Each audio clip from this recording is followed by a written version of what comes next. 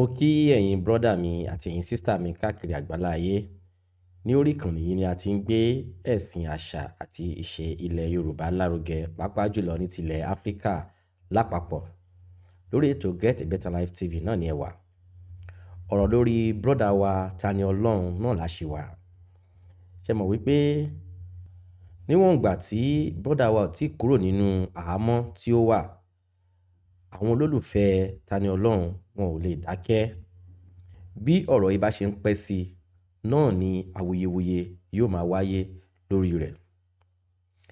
Àwọn tí ó yẹ kó gbégbésẹ̀ láti jẹ́ kí ọ̀rọ̀ yìí kó níyanjú, láwọn tá a rí wípé wọ́n gbé ọ̀rọ̀ Ọlọ́run wọ́n gbé lọ́wọ́ tí wọ́n ò gbé ìgbésẹ̀ tó yẹ kán gbé, àwọn náà ni ò jẹ́ kí ọ̀rọ̀ yìí kó tán lẹ̀. Wọ́n ń fà á lọ́wọ́, wọ́n ń fà á lẹ́sẹ̀. Èyí ló wá jẹ́ kí àwọn èèyàn lóríṣiríṣi kan máa dìde láti máa sọ̀rọ̀ sí ọ̀rọ̀ yìí. Àwọn èèyàn rò bí pé àwọn oníṣẹ̀ṣe nìkan ló ń sọ̀rọ̀ sí ọ̀rọ̀ yìí, kò rí bẹ́ẹ̀. Gbogbo àwọn èèyàn tó mọ̀ wípé ìwà tí wọ́n ń wù sí brọ́dà wa yìí pé kò dáa, gbogbo wọn ló ń jáde láti sọ̀rọ̀. Àwọn míì nǹkan tẹ̀ wá gbà wípé tó bá jẹ́ lóòótọ́ ni brọ́dà wa ló ṣe àwọn nǹkan tí wọ́n sọ pé ó ṣe wọ̀nyí, wọ́n wá wò wípé ǹjẹ́ bí èèyàn Ọlọ́run ni àwọn yìí pera wọn. Èyí ló wá jẹ́ kí oríṣiríṣi àwọn èèyàn máa jáde síta láti sọ̀rọ̀. Nínú fídíò yìí mo fẹ́ play fídíò èèyàn kan fún yín. Ọ̀rọ̀ tí wọ́n sọ, ọ̀rọ̀ tó lọ́gbọ́n wá ni, tó mọ́gbọ́n wá ni. Ọ̀rọ̀ tí wọ́n sọ, ọ̀rọ̀ tó mọ́gbọ́n wá ni. Mo dẹ̀ fẹ́ kí ká tẹ́tí sílẹ̀ ká gbọ́ ọ̀rọ̀ tí wọ́n sọ lẹ́kùnrẹ́rẹ́. Nítorí tó bá yẹ pé oníṣẹ̀ṣe ló ń sọ̀rọ̀ ni wọ́n máa sọ pé torí pé ó jẹ́ oníṣẹ̀ṣe. Òótọ́ ọ̀rọ̀ ọmọ ìyá ìsọkúsọ ni. Ẹ jẹ́ ká kọ́ gbọ́ ọ̀rọ̀ tí wọ́n sọ ká tó wá fèsì sí. Yorùbá bọ̀ wọ́n ní ẹni tá a bá ń bẹ̀ tí ò bá gbọ́, bírú ẹni bẹ́ẹ̀ ò bá gbọ́ ẹ̀bẹ̀ yóò padà gbọ́ ẹ̀tẹ́. Ẹni tá a bá sì ń bẹ̀ tí ò bá gbọ́, irú ẹni bẹ́ẹ̀ tí ò bá gbọ́ ẹ̀bẹ̀ yóò padà dẹni tó ń bẹ ni. Ẹ̀yin àfáà Ìlọrin ni mo fẹ́ bá sọ̀rọ̀ o. Ẹ má bínú o, mi bú ẹnì kankan o. Ṣùgbọ́n ó yà mí lẹ́nu pé lónìí mo rí ìyá Tani-Olorun. Èmi ò dá sọ̀rọ̀ yìí láti ọjọ́ tí ń sọ o. Ṣùgbọ́n ó ní àwọn kankan tí mo kàn wò. Mo gbọ́ interview àwọn tí ọ̀rọ̀ kàn, àwọn àfáà bí ọ̀pọ̀lọpọ̀ wọn ṣe kóra jọ. Ẹ gbọ́ àwọn èèyàn tó yẹ kó bẹ̀yìn ti bẹ̀yìn. Àwọn èèyàn tó yẹ kó lejú ti lejú. Wọ́n ní àwọn ẹgbẹ́ oníṣẹ̀ṣe, wọ́n ní ọ̀pọ̀lọpọ̀ gbà náà ti lọ lọ́rin, wọ́n lẹ́kùn mọ́ wọn, wọ́n ṣe gbá, wọ́n ṣàwo. Ẹ jọ̀ọ́ torí Ọlọ́run, ṣé ní tòótọ́ tó bá jẹ́ pé Islam ó sọ nípa àlàáfíà, ẹ jọ̀ọ́ torí Ọlọ́run, I've really demonstrated that peace to me. Ẹ dáhùn ìbéèrè yẹn. Now ẹ tún wá gbọ́ ẹnìkan bú yín, ẹnìkan ṣe gbá, ẹnìkan ṣàwo. Ẹ ń tàn sọ pé ẹni tó gba ẹ̀sìn, ìtumọ̀ ẹ̀sìn ni wípé tọ́mọ́lẹ́yìn gba ẹ̀sìn, ohun tí ọ̀pọ̀lọpọ̀ ò lè gbà mọ́ra ẹni tó gba ẹ̀sìn gbọ́dọ̀ lè gbà. Wàhálà ìbẹ́ máa ń búya rẹ̀ kò gbọ́dọ̀ wó bẹ̀. Tí wọ́n bá mú bínú kò gbọ́dọ̀ bínú torí pé ó ti gba ẹ̀sìn.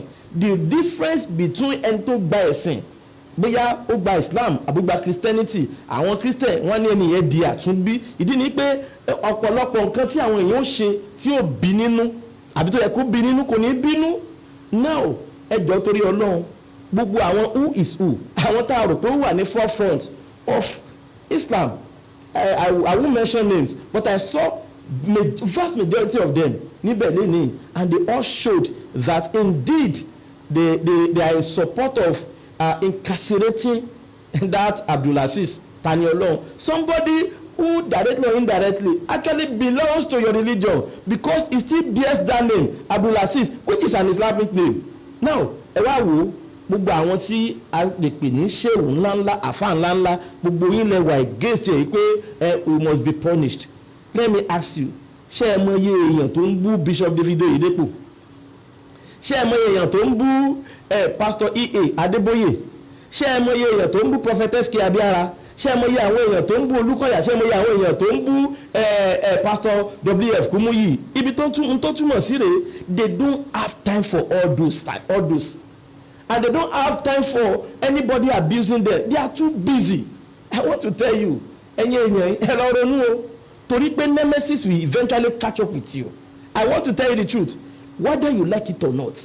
bí ìyá Tani-Olorun ṣe ń bẹ̀bẹ̀ yẹn to me n tó jẹ́ kí n sọ̀rọ̀ èrè o mo rí i pé ẹ ti sọ̀rọ̀ yín di semi god ẹ wá jókòó ìyá yẹn rá bàbà níwájú yín ìsínú ẹ̀sìn if you don't know torí pé ìyá tó rá bàbà níwájú àfáà tó ti rá bàbà ìyá yẹn ju àfáà yẹn lọ ó ń rá bàbà inú yín dẹ̀ ń dùn ẹ fẹ́ gbọ́ mo ní eégún tó bá pidán mọ níwọ̀n olópidán pẹ́ ẹ wá fi tó fẹ́ gbọ́ eégún tó bá kọ́kọ́ jó ìran ni wọ́n máa ń wò gbẹ̀yìn ẹ jẹ́ kí àwọn òye tí mò ń pa ẹ̀ kó yẹ yín o torí pé I want to tell you ẹ ti ṣe ẹ ti fi gbayì ẹ mọ̀ ṣe kẹ́ ẹ tún padà tẹ́ ń bẹ̀ if I were you gbogbo yín ẹ̀ ń lójú gbogbo yín ń ẹ̀ ń lọ sí kóòtù I want to tell you the reality bóyá ẹ fẹ́ àbẹ́ ẹ fẹ́ the law will eventually take its course and kí ni course tí ìgbé ẹjọ́ lè ṣe ni pé it's either they send him to prison or they ask him to pay fine now eventually yóò padà jáde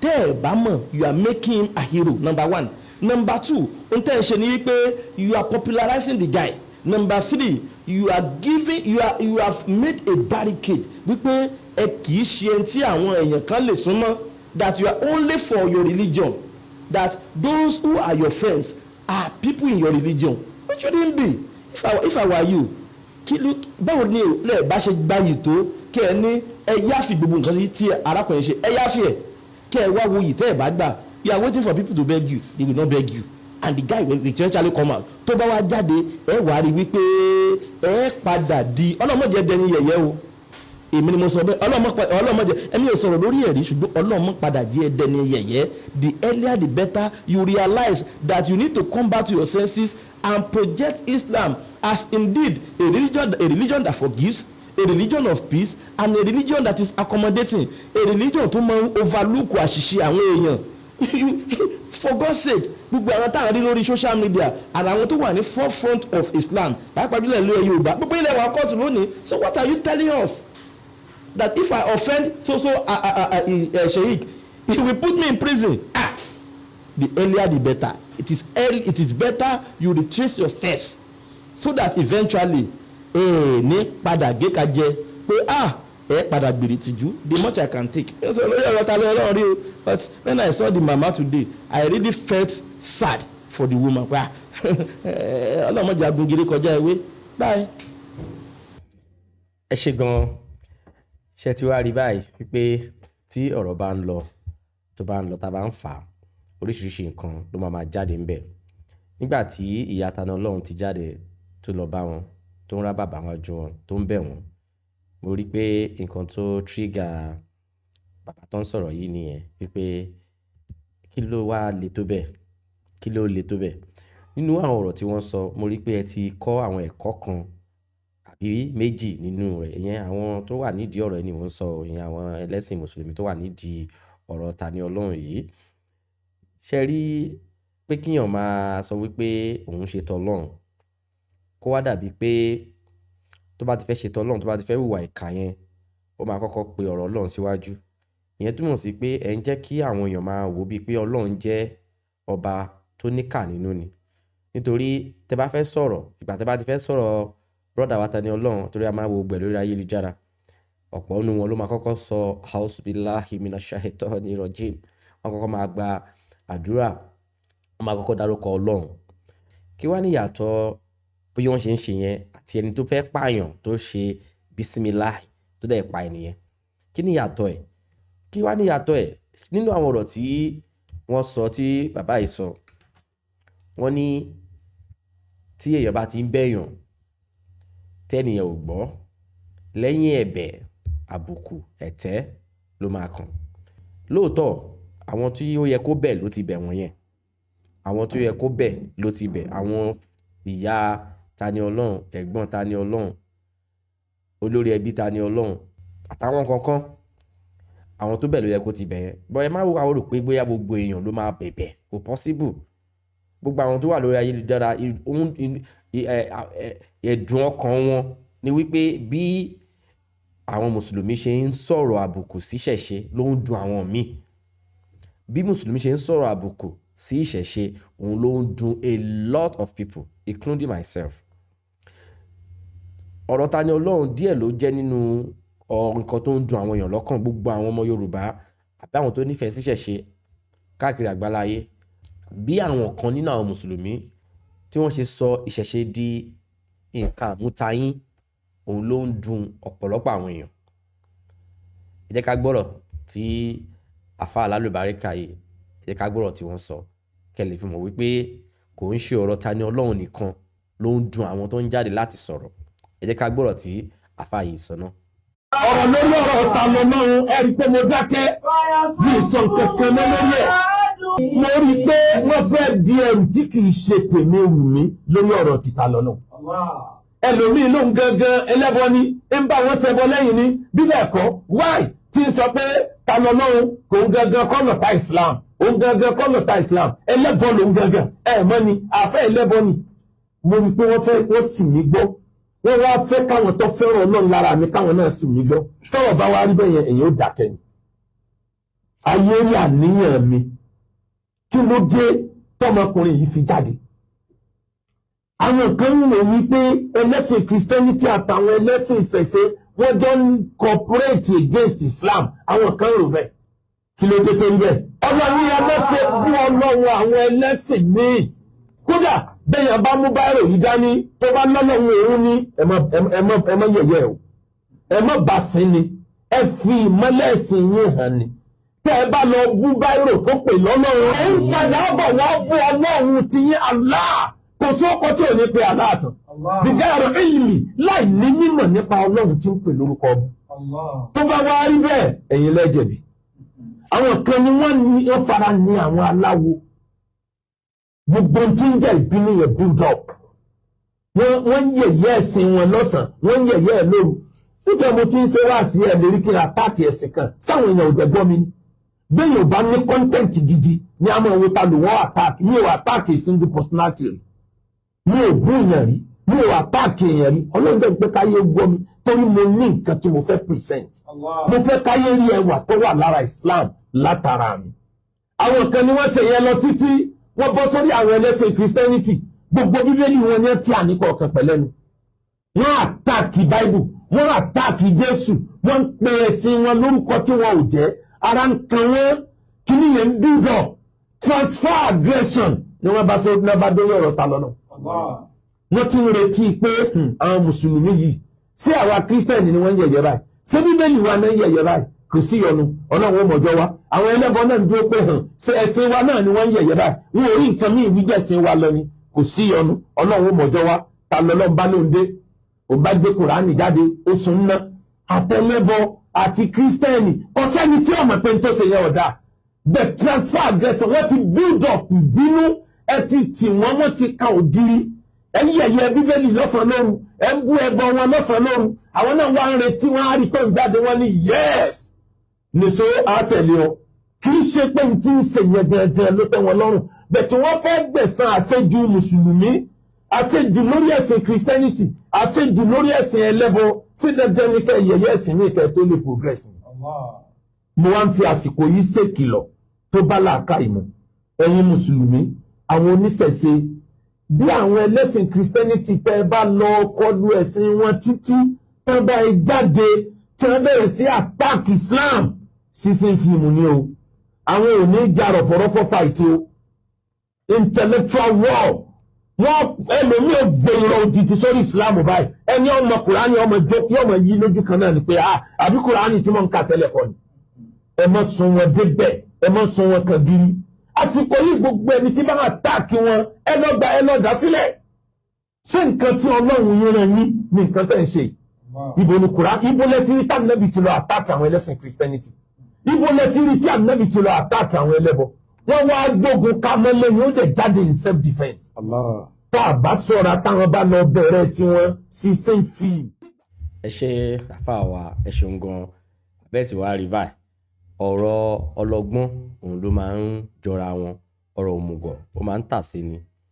ṣe rí àwọn mùsùlùmí kan torí mo mọ̀ pé kò ń ṣe gbogbo mùsùlùmí kọ́ ìyẹn dá mi lójú dáadáa àwọn agbẹnusọ wọn gan ló tẹ̀ wá pọ̀ jù ń sìn tó yẹ pé torí wọ́n fẹ́ create content nǹkan tí bàbá yẹn náà dẹ̀ sọ òótọ́ ni wọ́n sọ pé wọ́n fẹ́ create content wọ́n kàn máa wọ̀ pé kí la lè sọ táwọn èèyàn máa fi tẹ̀lé mi àwọn náà máa wá lọ wá oríṣiríṣi nǹkan láti lè máa tako ẹ̀sìn míì tí ẹ̀sìn wọn dẹ̀ sọ fún wọn wípé lákun dénìkún wàlìyẹ̀dì, wọ́n sọ fún wọn pé ṣe tiẹ̀ kí n ṣe tèmi ni. ẹ̀sìn wọn sọ fún wọn bẹ́ẹ̀, ṣùgbọ́n torí ìkan tí wọ́n fẹ́ jẹ, nítorí pé wọ́n fẹ́ lórúkọ lórí ayélujára, wọ́n máa lọ wá ọ̀rọ̀ táwọn èèyàn máa fi máa tẹ̀lé wọn káàkiri, tán máa fi wá. àwọn tó dá rúgúdù yìí lẹ̀ nìyẹn, àwọn tó dá gbogbo ọ̀rọ̀ yìí, àwọn tó dá lẹ̀ nìyẹn. nítorí tí ẹ bá bú ìṣẹ̀ṣe, Tani-Olorun ò ní jáde láti defend ìṣẹ̀ṣe or láti fight back. kò sẹ́ni tó sọ̀rọ̀ ń pa yẹn nínú gbogbo yín, ní gbogbo àwọn tó ń jáde lórí social media tí wọ́n wá ń sọ̀rọ̀. àfáà yìí, Ọlọ́run á bá mi lọ́ra ẹ̀mí yín, Ọlọ́run á bá mi lọ́ra ẹ̀mí yín fún òótọ́ ọ̀rọ̀ tí ẹ dúró fún.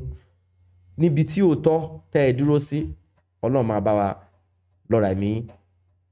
ipá ọ̀tá ò ní ka yín o. ẹ jẹ́ ká sọ òótọ́ níbi tí òótọ́ bá wà.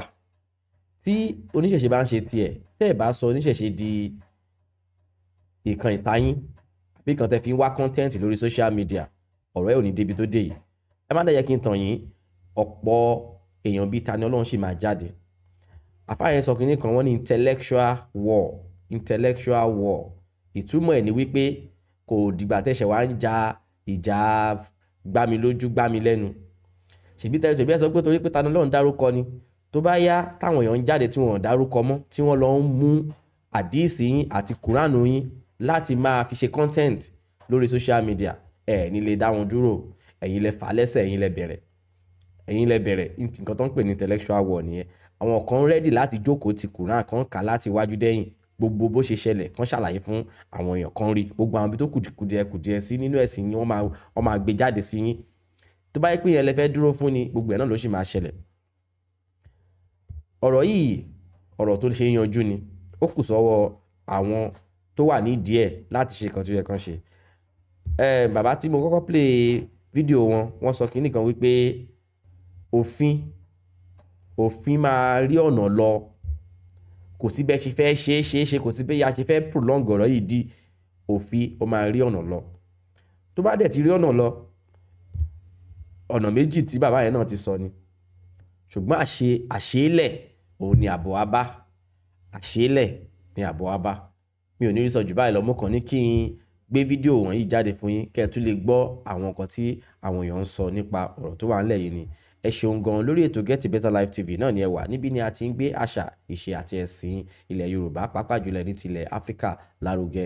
ìwọ tó bá ṣe darapọ̀ mọ́ wa, ẹ tẹ subscribe button yẹn. ìgbà tá a bá ti fi fídíò síta, ẹ lè ráyè tètè mọ̀ pé a ti fi fídíò síta. kẹ́ má tún gbàgbé kẹ́ tẹ bell tó wà ní ẹ̀gbẹ́ subscribe button yẹn. Thank you and get a better life.